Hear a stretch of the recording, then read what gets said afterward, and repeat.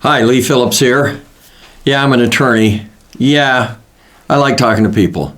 Let me talk to you for a second about what is a like-kind property, and that's usually referencing a 1031 exchange. Chapter 1030 or Section 1031 of the IRS Code says that you can exchange one property for another property and not have to pay a tax, even if you have a gain or an appreciation on the property that you sell or that you relinquish to get a new property. So what it does is it lets you kick the tax can down the road. It defers your taxes. But it says that you can only trade for like-kind property. Well, the IRS says like-kind property is like-kind, their properties are like-kind if they are the same nature or character, even if they differ in grade or quality. And 1031 was passed in 1921. And back then, you could trade cows for cows. Now, you couldn't trade cows for bulls because bulls ain't the same as cows. They're different. But you could trade an airplane for an airplane. You could trade a car for a car. You could trade lots of things, and this concept of trading and not having to recognize the gain when you made the trade was very popular.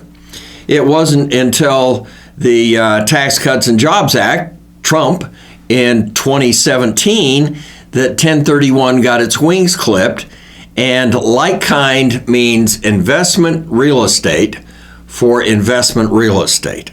That's all you can do now with Section 1031 of the IRS Code. But they're kind of loosey-goosey on what is real estate. For example, I could trade a single-family rental unit for a piece of raw land, or vice versa. I could trade a single-family residence for an apartment building, or I could trade the apartment building for a big warehouse building. In fact, I can trade my single-family residence or my piece of real estate for a tenant in common interest in another piece of real estate. And there are some rules to that, but tenants in common, you actually own a piece of the real estate. So 1031 says, okay, you own real estate. So I could trade my single-family or my piece of raw land for a tenant in common interest in a big office building. Or I could even trade my single-family rental unit for an oil and gas interest in an oil and gas operation.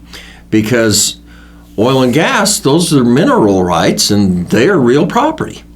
Usually they're separated out of your real property and you don't get them, but mineral rights go along with real property. They're one of the bundles of enjoyment that you can have with a piece of your real property. So that's a way that you can trade to a different total class of stuff, basically, but it's still considered a like-kind exchange.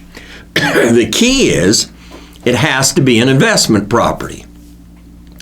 You can't trade your personal residence. You can't trade your summer house and beach house for a cabin in the mountains because they're not investment properties. They're your personal use properties. So since the 2017 law went into effect, we're limited to investment properties. Now, you can stand on your head and spin around 3 times and make your second home, your beach house, an investment property. And that's a whole nother story. And it even gets worse if you're trying to make it your personal residence, or you're selling your personal residence and want to trade it out, or you want to trade a piece of property and get a new personal residence. That becomes really snaky, and there are a lot of rules to that. So this is Lee Phillips. Hopefully you understand like-kind property a little better. As far as it's concerned, you're dealing with real estate, investment real estate. You got to remember that. Now, don't forget to subscribe. And by the way, look into my 10 tax tips. The 10 tax tips, you can just get them below. Click the linky thingy and give us the thumbs up and the likes and whatever else you do. But get the 10 tax tips. We talk about 1031 exchanges for a little bit in there, but that's one of the tax things that you can do that's going to save you a bunch of money. So click and pick up the 10 tax tips. This is Lee Phillips talking about like-kind property in 1031 exchanges.